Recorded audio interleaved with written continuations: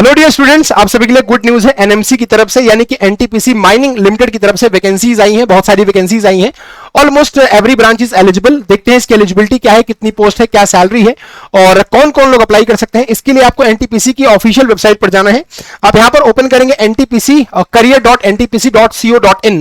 थोड़ा सा नीचे स्लाइड आप करेंगे इस ऑफिशियल पेज पर, तो आपको यहां पर मिल जाएगा advertisement number NML 012014 recruitment of mining ओवरमैन magazine in charge and mechanical supervisor. इसको आप क्लिक कर लेंगे बेटा, तो यहां पर देखिए, यहां पर आपको एडवर्टीजमेंट का लिंक मिल जाएगा कि कहां पर आपको एडवर्टीजमेंट की पीडीएफ मिलेगी। यहां से आप इसको डाउनलोड कर लीजिएगा। मैंने पहले से डाउनलोड कर लिया है, मैं आपको दिखा देता हूं। बेटा देखिए, ये जो एडवर्टीजमेंट है बेसिकली ये अलग अलग कैटेगरी में अलग अलग पोस्ट्स आई हैं, तो देख लेते हैं थोड़ा सा इसके बारे में क्या है। तो बेटा अगर यहां पर आप देखेंगे ध्यान से, तो देखिए यहां पर क्या लिखा हुआ है। यहां पर लिखा हुआ है कि एनएमएल यानी कि NTPC mining limited is looking for qualified person in coal mining on fix term basis.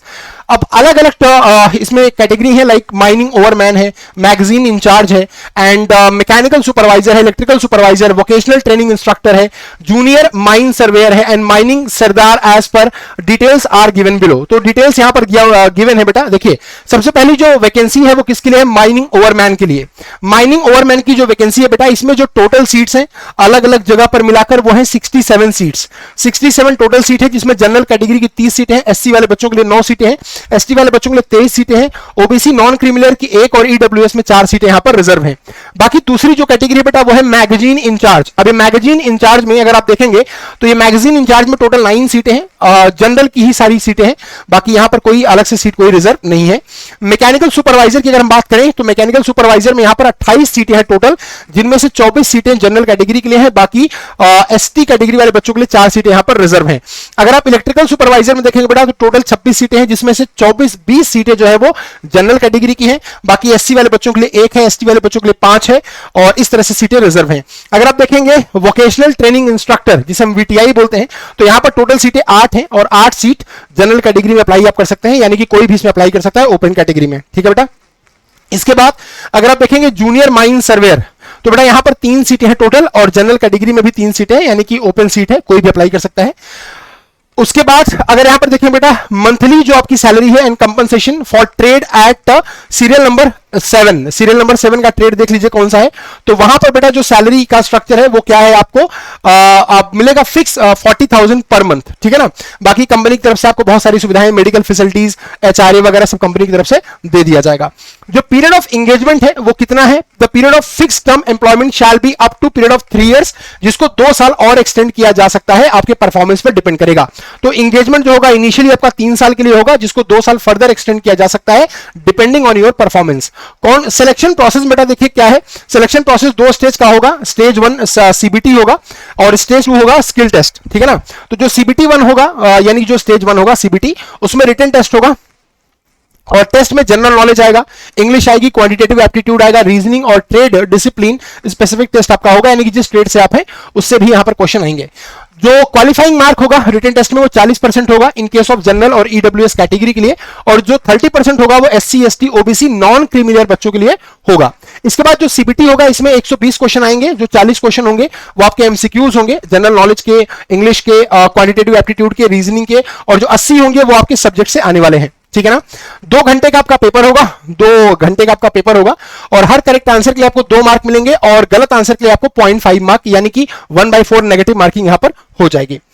अब इसके बाद आपके परफॉर्मेंस के बेस पर आपको स्किल टेस्ट के लिए बुलाया जाएगा। फिर वहां पर जो क्वालिफाइंग मार्क, देखिए क्वालिफाइंग मार्क है, यानी कि अगर आप सीबीटी 1 क्वालिफाई करते हैं तो आप स्किल टेस्ट में जाते हैं। ठीक है ना। तो second stage skill test will only be qualifying nature, सिर्फ क्वालिफाइंग नेचर का होगा। और कितने लोगों को बुलाएंगे तो 1:5 के रेशियो में सेकंड वाली स्किल टेस्ट में बुलाएंगे। ठीक है ना। जैसे मान लीजिए कि 100 लोग हैं तो वो 500 लोगों को 1:5 के रेशियो में बुलाएंगे। तो यहां पर क्वालिफाइंग नेचर का होगा जो स्किल टेस्ट होगा।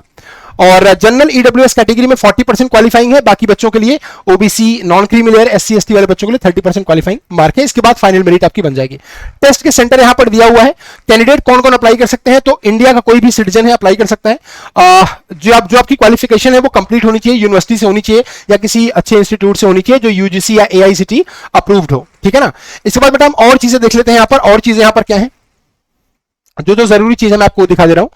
तो यहां पर बेटा अगर आप और चीज देखेंगे यहां पर, तो बेसिकली अच्छा, एक एजुकेशनल क्वालिफिकेशन की बात करें तो माइनिंग ओवरमैन और मैगजीन इंचार्ज में जो आपकी क्वालिफिकेशन है, मिनिमम क्वालिफिकेशन है, वो full time regular diploma in mining engineering with at least 60% mark for state technical board और recognised institute for SC ST minimum marks in academic qualification shall be pass marks. यानी कि अगर आप general category से या किसी और कैटेगरी से बिलोंग करते हैं, SC ST वाले बच्चों को छोड़कर, तो आपके लिए क्वालिफाइंग मार्क जो होगा वो 60% होना चाहिए आपका परसेंटेज। बाकी बच्चे अगर पास होंगे तो चल जाएगा।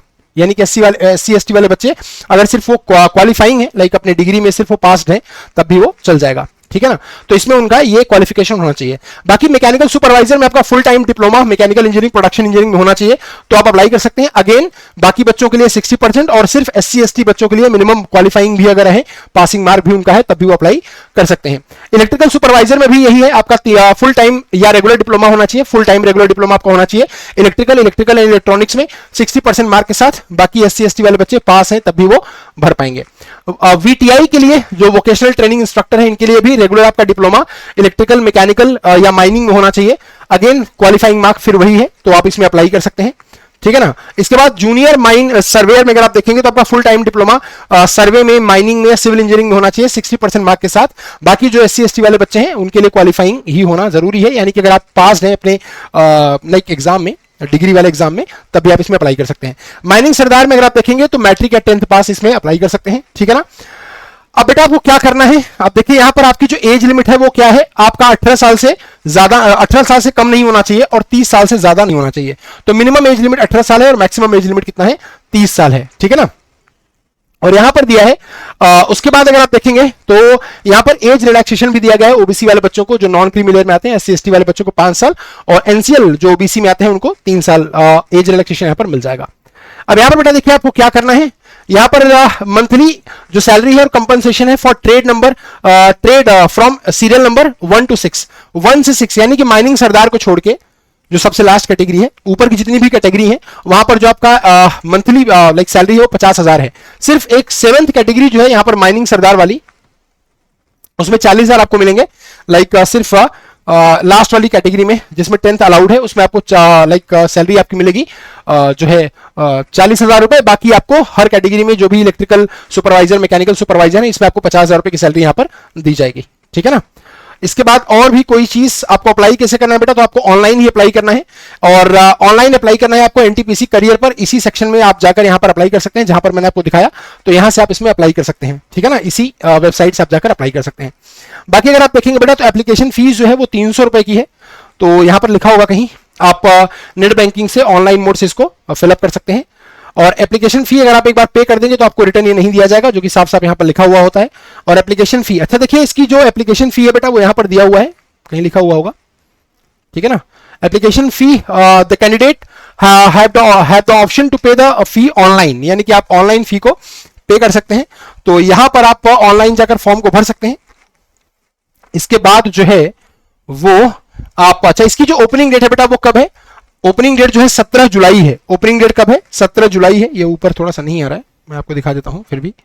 ओपनिंग डेट इसकी बेटा कब है, 17 जुलाई है और लास्ट डेट इसका 5 अगस्त है, यानी कि आज 30 तारीख हो गई और 6 दिन आपके पास बचे हैं। तो अगर आप ऐसे कोई इंटरेस्टेड है इसको भरने के लिए तो आप बेटा यहाँ पर भर सकते हैं, ठीक है ना। NTPC वेबसाइट पर जाकर आप इसको भर सकते हैं।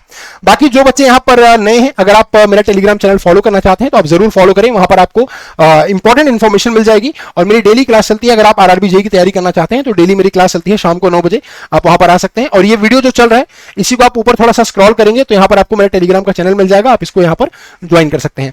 बाकी बेटा अगर आप यहाँ पर चाहते हैं कि मैं AE JEE से जुड़ना चाहता हूं, या बहुत सारे AE के JEE के एग्जाम आने वाले हैं, आ भी रहे हैं, तो अगर आप उसकी तैयारी डिटेल में करना चाहते हैं तो बेसिकली आपको टेक्स्ट बुक दे रहा है सिलेक्शन का चिराग वाला सेल, यानी कि आपकी हर विश अब पूरी होगी। तो AE JEE मैकेनिकल का पूरा कोर्स स्ट्रक्चर जो है आपको वो 60 + 30% के एक्स्ट्रा डिस्काउंट पर, बंपर डिस्काउंट पर मिल रहा है।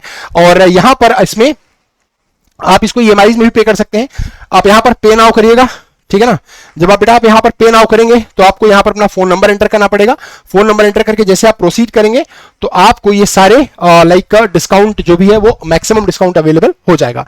इसके लिए आपको जो कोड यूज करना है, अगर आप डिस्काउंट लेना चाहते हैं, अगर आप एक्स्ट्रा डिस्काउंट चाहते हैं, तो इसके लिए बेटा आपको जो कोड यूज करना है वो है R मिश्रा। तो यहां पर आपको कोड यूज करना है R मिश्रा, मैं आपको दिखा दे रहा हूं। तो ये कोड आप यहां पर यूज कर सकते हैं R मिश्रा, ठीक है ना। तो आप एक कोड यूज कर लीजिएगा RMISHRA, ये कोड आप जरूर यूज करिएगा, इससे आपको मैक्सिमम डिस्काउंट मिल जाएगा। तो अगर आपको कोई भी कोर्स परचेज करना है तो आप आर मिश्रा कोड यूज करेंगे। अगर आपको पास परचेज करना है तो आप इसी के आगे पास लगा दीजिएगा, यानी कि आर मिश्रा पास। अगर आपको टेक्स्ट बुक से कोई बुक परचेज करनी है, AEJ मैकेनिकल की बुक परचेज करनी है जिसमें आपको बहुत सारे क्वेश्चन मिलते हैं, तो आप इसी के आगे बुक लगा दीजिएगा आर मिश्रा बुक। बाकी ये इन्फॉर्मेशन कैसे लगी आप जरूर शेयर करके जाइएगा। जो भी आपका डाउट है कमेंट बॉक्स में लाइक कर उसको डाल दीजिएगा, ठीक है ना। Thank you so much, good day, take care, bye bye. And जो बच्चे नए हैं चैनल को सब्सक्राइब करिए, वीडियो को शेयर करके लाइक भी करके जाइएगा। Thank you so much guys.